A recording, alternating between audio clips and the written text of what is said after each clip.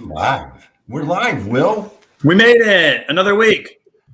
Will, how are you, man? I am doing great today. It's been a good week so far. A little bit cloudy here in Big D, but other than that, it feeds the grass. I'm okay with that. How are you, my friend? I'm doing well. I've been kind of windy here in Little A, so we're having a calm morning. So I'm all ready for this great conversation about using anchoring to increase your prices and elevate your perceived value at the same time. This is the Mindstate Marketing Hour with our author, Will Leach. And what's his book? It's the Marketing to Mind States. That's right. The practical guide to applying behavior design to research and marketing, or as I like to say, how to use science to connect with your clients. And so today, tell us a little bit about why did you want to talk about using anchoring to increase your prices and elevate your perceived value? It is the time of year that we all sit down and we think about our businesses and we kind of just get nervous and say, I've got to increase prices. I have not increased prices on my services for a number of years. And it's awkward. It makes you feel nervous. You never want to go back to your clients and say, hey, listen, our prices are going up. So we try to mask it. We try to hide it. A lot of us just avoid it. This is the time where it comes up to us every year. We say, okay, are we going to raise our prices? And if you are like me, you are also hoping to raise your prices in the next coming year. And I said, you know what? There is a good way to raise your prices by not just hiding it and just kind of having your customers find out that you raised your rates or your prices. There is actually a way to raise your prices and make your clients happy. And I'm going to do that through this concept called framing effects. And so that's what we're going to talk about today, how to raise your prices, but actually get your clients to say, wow, that's a great value. Great that you raised your prices. Kind of weird, but we can do it. Are you sure? Are you not giving us a load of you know what? I mean, how can you get your clients to be excited about you raising prices, Will? It is not a load of BS. It is a load of behavioral science. And yes, you can do it. Like I did that. Science to connect with your clients. So all right, I guess you're going to tell us something about we got to have a place to start. Absolutely. So let me just, before we even start, how is your day going today, Steve? You wouldn't believe it. Good or bad? Great.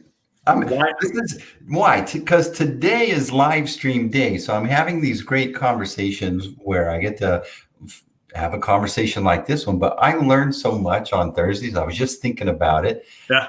So actually, you're going to tell me some stuff and I'm going to get some energy from it because there's education involved. I love that. So it's a good day. How would you rate today versus your very best day in your life? Like your very best day. Think about the day that you're like, this was the very best day of my life. Well, we're not there. I mean, That was like, I don't know. There was like something that happened that was unexpected that I maybe had hoped for. And then there we go. We acquired some aspirational experience that I didn't expect. That's right. And that is my point, guys. Every evaluation you make, whether it's how are you feeling, whether it's what cereal is a good value, every time you rate anything, it's actually always relational. It is in relation to something else. So when you said, Steve, you said today is a great day, that is in relation to what something else is not so great. That's what made it great. There is no the color black without the color white. There is no good versus its contrary bad. Your brain craves relations and understanding relations. Weird. It craves meaning. And how do you create meaning? It's in relation to something else. So here's another example about how the brain can be influenced by a point of comparison. Famous study from Daniel Kahneman years ago. But basically what he did was he set up a scenario where he asked people whether or not they would take on a surgery in two different scenarios. One scenario was like, hey, 90% of people survive this surgery. Same exact surgery. Other people were told, hey, 10% people die from this surgery. Same percentage, mortality, right? But just by the framing of what you compare it to, impacts dramatically the number of people who said, I'm not going to take the surgery. If I have a 10% chance of surgery, I don't want to have anything to do with it. Where other people are told you have a 90% chance of success, you're going to be fine with the surgery. More people are like, yeah, I'll take the surgery. So your mind creates this point of comparison.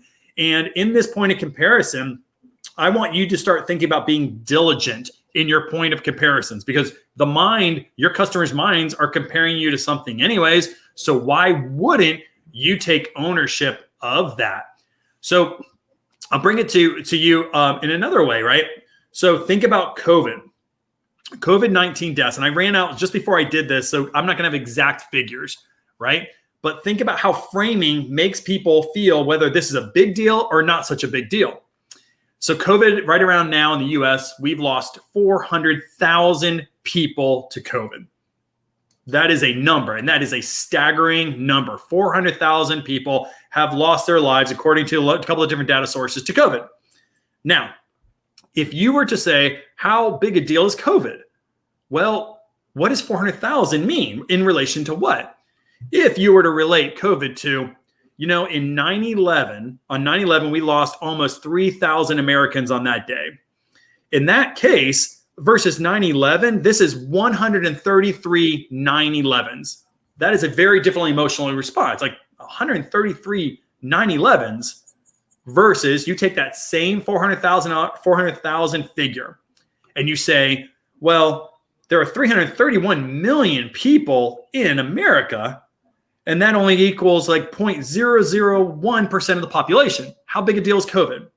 See what I mean? The same number, as how you frame it or what you anchor it on, has very different meaning to different people. And that's why I think you see so much kind of so much indifference on some people about COVID, and other people are like, we have to survive. Because if you think about 300 or 133 9/11s, that's a very different emotional response than it's 0.001% of the population.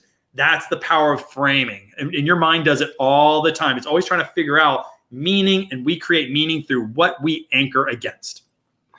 Yeah, when I have a lot of conversations with business owners, and my challenge is I have to change their perception of what their solution is to what the real solution would be for them. Mm-hmm. And it's hard because they've been basically brainwashed by people who call them all the time and say, hey, I don't know anything about your business, but I can get you up to the top of a search, whether that's the best thing for them or not. And my challenge is, how do I get their mind up off that over to the real solution of a holistic system that would be evergreen and more valuable instead of a temporary tactic? Yeah. So how do we do that, Will? Yep. Towards the end of this conversation, I'm going to tell you exactly how to do it. But it all starts about this idea of don't leave your anchor to chance. Let's talk about that anchor. And if people see you as, oh, I build websites, that's a very different anchor than, no, I create marketing systems that allow you to continuously grow and scale your company. And what we got to be careful about is that if you're not telling your customers what to anchor against, they will anchor to something. And in this case, it could be one of your competitors saying, that ROI online, yeah, they build websites. I could do it for half the cost. Right. That is a very different anchor. So you need to control that anchor. Do not leave your anchor to chance. Because again, it influences everything. Let me give you another example of an anchor and why, if you don't think about how this stuff works for your business, how it can influence. So again, another famous experiment by Daniel Kahneman and Amos Tversky. And what he did was he brought a bunch of people into a room and he had people spin a roulette wheel, but individually spin a roulette wheel. But the roulette wheel was rigged. And what happened was it was rigged to, it was always set to reach the number 10 or the number 65. It was one of those two numbers. It was always going to be rigged to hit 65 or number 10. So he had people spin the roulette wheel. It hit one of those two things. They went away. They walked into another room. In that other room, they were asked one question. They said, how many countries are in Africa? Now, a lot of people don't know much about Africa. And so they had to take a guess. And as you can imagine where I'm going with this, those people that spun the roulette wheel and that they were given the number 10 as the, as the number that, the ball landed on, those people tended to have around, maybe 20 to 25 countries. About 25 countries are in Africa. Same types of people. Those people that actually, where the ball landed on 65, they tended to say, oh, there's probably 50 to 55 countries in Africa. See how that one anchor point, that one little ball, that one number created a sense of organization for your mind to then create a guesstimate. That's why you don't leave your anchors to chance, because you don't want a certain anchor, a number, or something that somebody else says to create the perception of what you are near. Does that make sense? Yeah. Yep. Happens to the best of us. So I always thought to myself, my gosh, these anchors matter. So, I remember a very simple way of thinking about your value is this. I used to use this, and I think I was wrong. Back years ago, somebody said, well, what's the value equation? You ever heard the value equation? What's the value equation? And I said, simply it means that it is what you get divided by what you pay for. And if that is a good ratio, you have great value. That's not true. It is what you get divided by what you pay for in relation to something else. And that in relation to something else is oftentimes non-conscious, but you better own that in relation to something else, because without that, there's no understanding of what value could be. And therefore, you could be seen as very expensive if you're seen as a guy who just creates websites, or a great value if I build a reoccurring revenue system for your company so you can scale. Totally different perceptions, totally different value equation. So there's a little video maybe you want us to watch now. Is that what you're thinking? I do, because right now we're talking pretty heady stuff. What I want to do is say, let's talk about, or let's show this video. It's a campaign with Mini Cooper versus Porsche. Happened about 2010, and afterwards, let's talk about what happened. Go ahead and play it. All right, here we go. Technical. Can Steve do it? Here we go. We're going to play this. Hello, I'm Jim McDowell, and I'm the head of Mini in the United States. Now, some of you may know that I worked at Porsche for 8 years, and Porsche builds a fine automobile. I've had 12 of them. And without a doubt, Porsche builds a sporty car, Porsche builds a fast car, a Porsche will help you attract women when your hair falls out. Yeah, I know it all. There's one thing, though, that I don't know about Porsche. Can a Mini beat a Porsche in a race? And I think we should find out. So, Detlef von Platen, President and CEO of Porsche Cars North America, LLC, I challenge you to a race. I think we need to find out which of us has the faster car.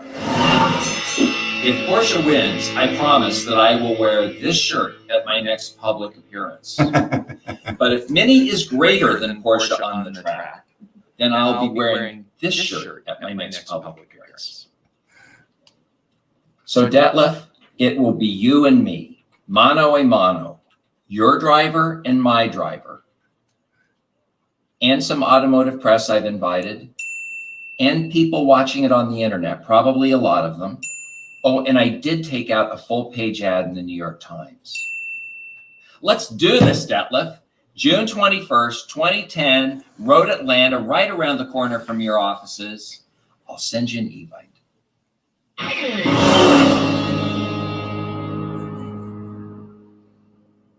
All right. Let's talk a little bit about what we just saw. Let me give you some backstory to this, is the way I understand it. So Mini Cooper is trying to make their introduction to the U.S. market. And very quickly, they discover that they are being compared to cars like Civics and Ford Fiestas.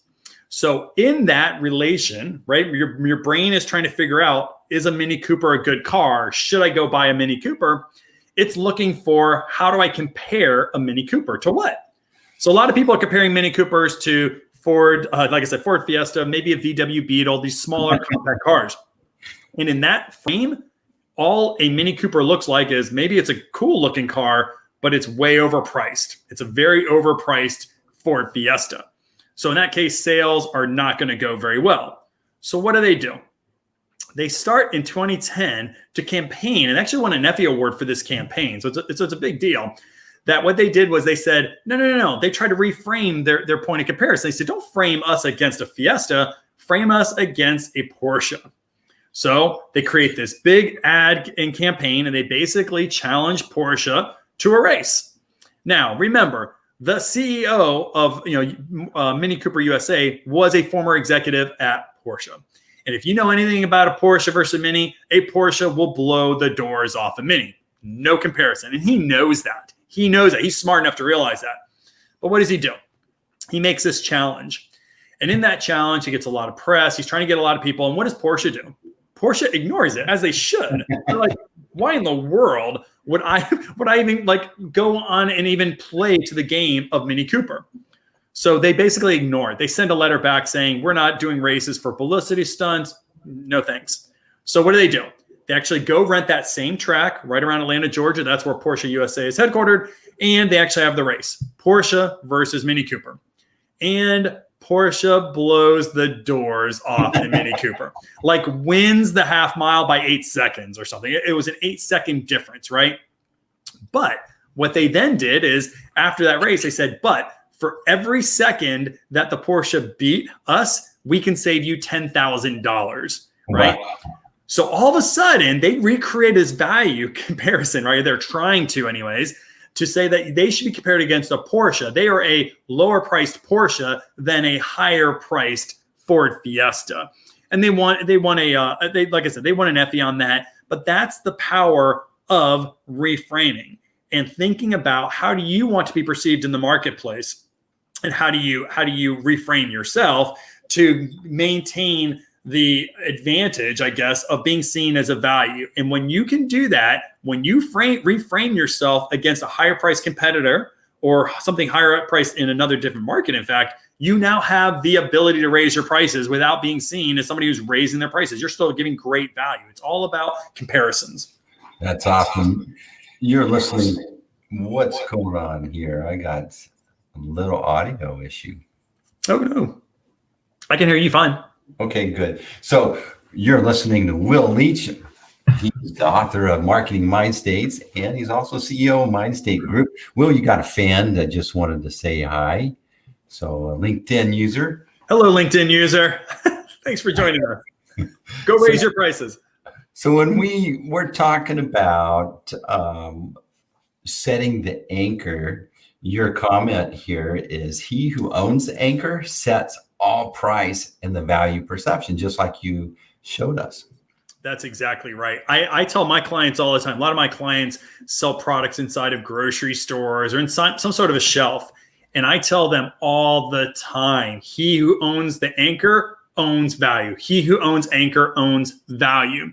The number one most important piece of real estate, if you're trying to raise your prices, or if you are trying to, to even communicate your value proposition, it's not where you stand on the shelf. It is the first thing that somebody looks at before they get to your shelf, where they set that anchor. It's the roulette wheel. If you can control the roulette wheel and what number they see, that is the point where people will compare your price to that. So I tell them all the time, whatever you can do to be the very first price, or to control the very first price possible, that's what you want to do. So for example, let's say if you had a product for $1, and you wanted to raise that product to $1.50.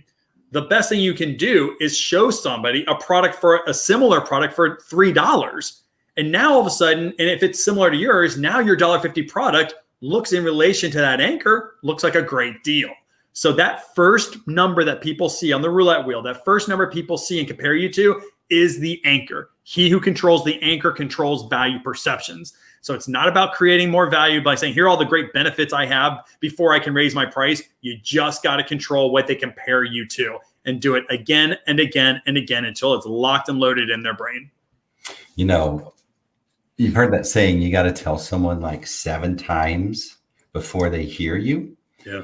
Well, the problem why you have to tell someone 7 times is you didn't employ an anchoring opportunity.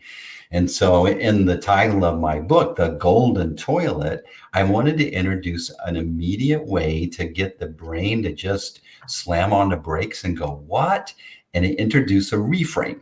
Yep. at that time. And so what I was wanting to do was, everyone thinks that everything revolves around their website. But if you go, hey, your website, it's just a toilet. You wouldn't have a house if it didn't have one. But when people come over, where do you hang out? You hang out in the kitchen, you hang around the patio, the pool. And so that was a way to introduce a reframe and also to set the expectation of what we want to do to a different place. And so I love this conversation.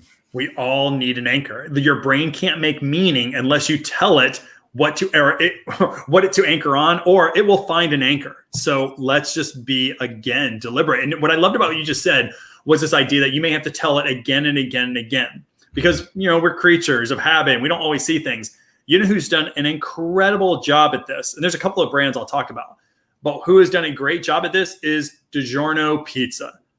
Digiorno Pizza. So think about Digiorno Pizza back in 1995 is when Digiorno was released. And the story on Digiorno Pizza, it was that they were the first, I think it was Kraft. They created a rising crust pizza dough. Apparently in 1995, like that was like really innovative, right? I don't know. But it was apparently like if you could get your crust to rise, that was huge. So what they did was they were like, okay, we want to release this new pizza. We have rising crust. But in 1995, Steve, the US, I'm sure you don't remember, you're a little kid back then, but people in 1995, there was pizzas everywhere. You could go drive-through pizza at Pizza Hut. They had drive-through restaurants back then. They were trying this concept. You could go to McDonald's and get a pizza. They had McPizza, and they had every brand imaginable in the frozen pizza aisle. And then you still had Domino's. You had Little Caesars. You had all these delivery pizzas. So America was going crazy for pizzas. And frankly, Digiorno is late to the game. They just didn't get in the market. So they have a new innovation, though. So what do? They say, okay, we've got this new innovation. We have rising crust. The traditional classic marketer would say, let's focus on the rising crust. Let's focus on our technology and how we have this great rising crust. And if you would have done that, you would have been a slightly better version of a frozen pizza. What did they do? They did something very different. They said they did it through campaign. They did it through marketing. They reset their anchor and they said, don't compare us to frozen pizza. We're delivery, right? We're delivery pizza, or compares to delivery pizza. And because of that, a very successful price point. So even to this day, if you go into Walmart on Fridays, we have pizza night on Fridays at the house. We watch, movie nights, family night. We tend to do a lot of pizza on Friday nights.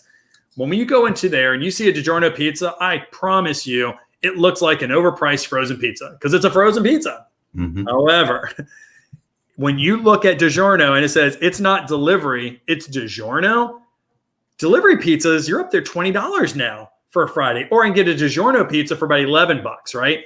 Very different comparison purposes. And because of that, they kept saying it again since I think that campaign came out in 1996 or so, right? They've been very consistent. They moved away from the campaign back in like maybe mid 2000s, but they've been very comparison for that 25 years, 30 years. I mean, that's a long time. It's not delivery, it's Digiorno. It's not delivery, it's Digiorno. It's not delivery, it's Digiorno. And because of that,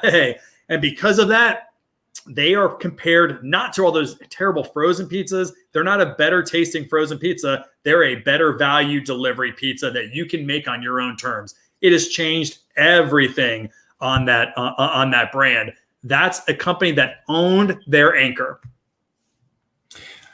Yeah, own your anchor. So what are some ways that we can own our anchor and start comparing, setting our identity on those?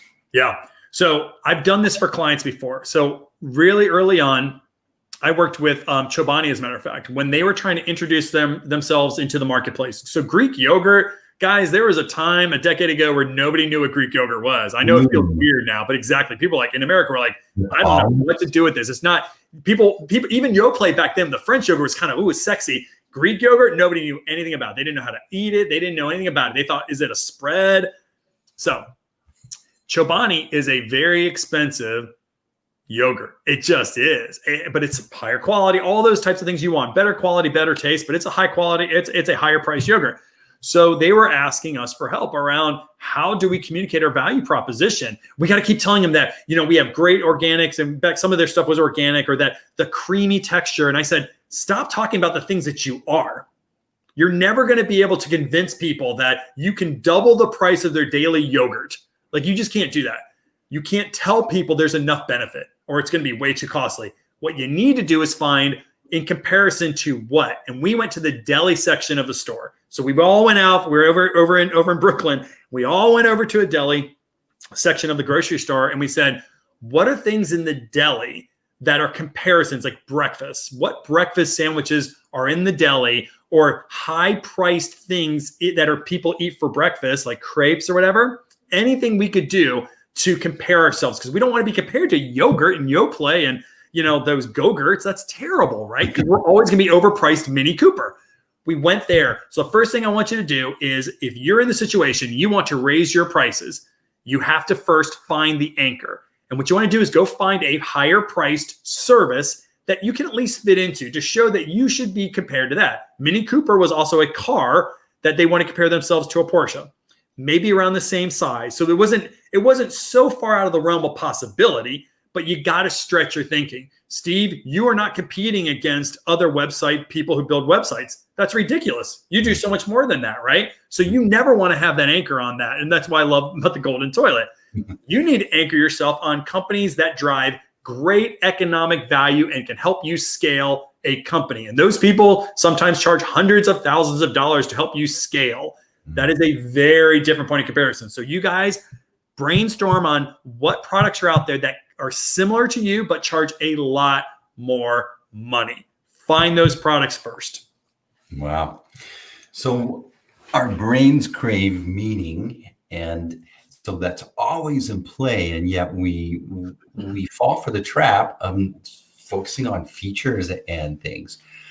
I wonder, let's talk about just a pizza restaurant. You love to talk about pizza. Love pizza. So how do you anchor against someone other than focusing on the heat that you cook the pizza or something like that? Yeah. I think that if you compare yourself to another feature, like we have better tomatoes, you may be able to charge a little bit more, but frankly, you're always going to be in that feature set, and the feature set is not a very good point of comparison. So what you need to do is say, well, what do you really deliver as that pizza restaurant? What do you deliver? Yes, you deliver pizza. I got it. What else do you deliver? Well, you deliver an area where families can come together and spend time together. Okay, what else can you offer? Okay, well, in that family dynamic, I can actually create an environment where family not only comes together for a meal, but we can engage and talk. When you think about your restaurant as doing that, you're bringing families together to engage and talk and have a shared meal, you have just now expanded your consideration set into party events. You consider it into things, other types of restaurants. You can start thinking about entertainment venues, birthday party venues, etc. So the idea is think broadly about what you really provide, expand that a little bit, and then find ancillary things that you can also compare yourself against. In that case, like I said, coffee shops, entertainment venues, movie theaters, all that kind of stuff. And I'm telling you, if you talk about bringing families together, that is a much better proposition than we have better quality tomatoes or we can get your pizza to you in under 30 minutes. I think that the Starbucks example of where they landed upon, we're a place where you can sit and use Wi-Fi, and this is your second home away, your office from home, right? Yeah.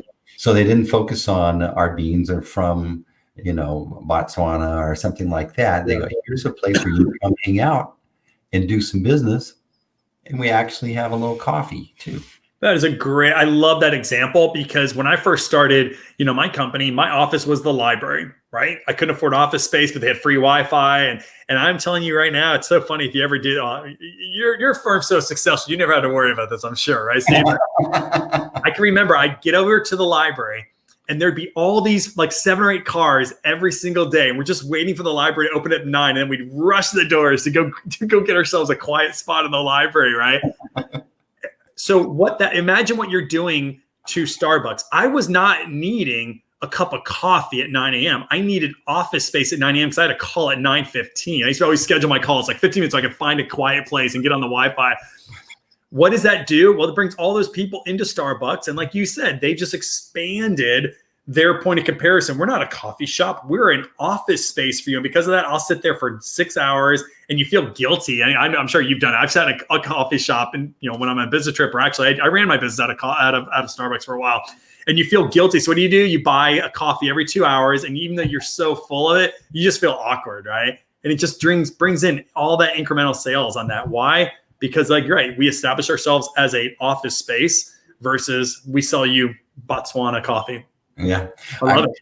There's a place where you can go anytime, often at this one place, and you'll see the same crowd there. And part of their identity is they go hang out there, and then they start to see the same people and say hi.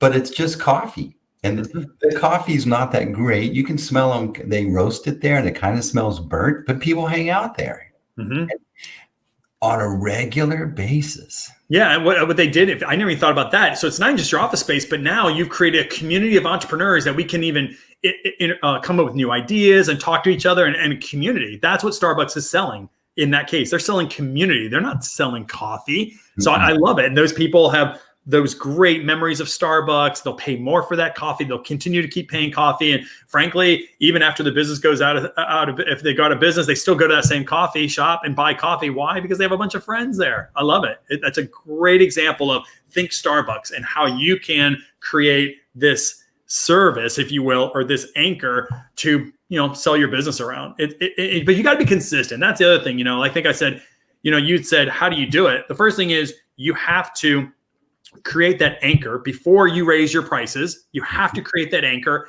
and then you have to start doing it again and again and again and again until it's not delivery, it's Digiorno, is tapped into your customer's mind. And when you do that, as whoever your anchor is raising their rates, you should be raising your rates right along with them, and even raise your rates even more, because you want to be perceived as a lower priced X than a higher priced Y. Right. Control the anchor, guys. Do that, raise your prices. And then when you're relating it to, other services that are like mine are $100,000 a year or whatever, but we only charge 35.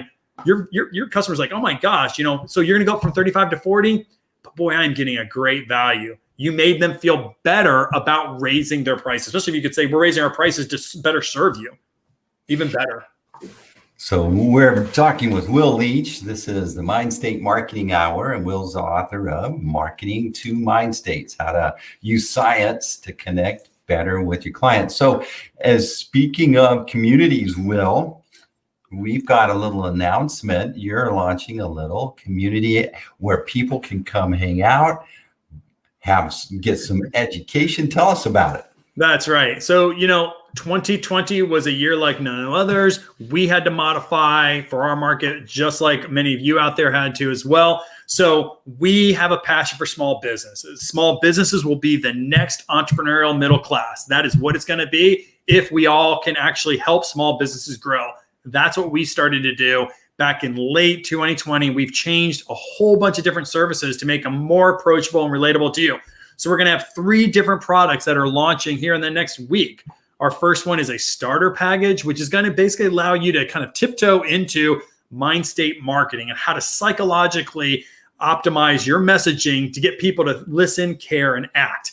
So it's a very low priced $40 product that allows you to kind of just get into it. Then we're actually launching a master class, and our master class are for people that kind of already understand the basics, but what they're going to be able to do is watch me for hours, if you can bear it, of doing video-based training, of watching me how we do Mindstate marketing. So it's going to go through the book, but in a much deeper level, and provide you these Mindstate personas at the very end to where you can understand not only how to do Mindstate marketing, but be able to look at personas to change your messages in the moment, right then and there, to optimize your marketing to drive sales. And then a final package is going to be where we're going to do a partnership program with people. So for $4,000 for the entire year, you're going to get access to all the video-based courses. You're going to get access to all of our resources, but also you can get a one-day workshop with me where we're going to be working through your business to identify the psychological mind state that you should be using. And I'm going to teach you how to do an audit on your marketing in real time to actually implement Mindstate Marketing. And then every month, we're going to get access to me for office hours. We can keep working together to modify your messaging for an entire year. So there's 3 nice little price points to get people to where they may just be starting, all the way to, nope, I am a Mindstate marketer. I want to optimize. I want to grow my business and scale my business. And there's an offer for you there as well. So all that comes to mindstategroup.com in the next week, and looking really forward to starting 2021 with these new offers. Will, that's exciting. You know, every time I hop on here, you make me smile the whole time we're talking. But so today, I really love this topic that we've been how to use anchoring to increase your prices and elevate your perceived value at the same time. We're just doing a little review here. He who owns the anchor sets all the price and the value perception. So don't leave that to chance. You just need to figure out and evaluate anything without you can't evaluate anything without a point of comparison. I'm making a B, aren't I? So our brain craves meaning, and guess what? It's your responsibility to give meaning to that. Well, what's one thing we haven't talked about we need to cover before we let our wonderful audience go try to apply some of this themselves?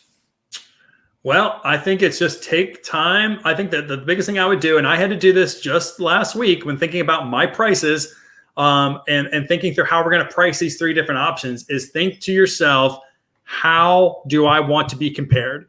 And that compared to a high price consultant that can come into your shop and give you scalability for $200,000 for the year, I'm a very great value. You need to do the same thing. Compare yourself to somebody who's doing something a lot more expensive. And if you can do that, you're going to be much more valuable to your clients and your customers. Be brave. I know it's a scary thing to go to your clients and say, we're going to raise our rates. And frankly, maybe some of those clients, may actually say, I'd rather you not, but you got to try, guys. You cannot sit here for the next decade and not raise your rates because you're scared to have these conversations. Just be smart in those conversations. Make sure you're anchoring to somebody else. Let your clients know that this is what you should be compared against, and you're going to be no problems raising your rates. Hey, this has been an awesome episode of the Mindstate Marketing Hour. We're live, messing up live in real time. At least I am trying to run this technology every week at the same time. We encourage you to tell all your friends, come join us. If you got some questions, send them in. And Will, we look forward to learning, seeing those go live. Will Leach, you've been a great guest. I'm Steve Brown. I'm the author of The Golden Toilet, Stop Flushing Your Marketing Budget and Your Website. And we help entrepreneurs get their act together online. And often I work with authors just like Will to set up a platform where we can start connecting with perfect people like the folks that are listening live and reacting. So stay tuned for next week. Will, thanks so much, man. It's always my pleasure. Looking forward to meeting with everybody next week. Tell your friends. And Steve, we'll talk to you in about a week. Yeah, I look forward to it. I have so much fun. Bye. Bye.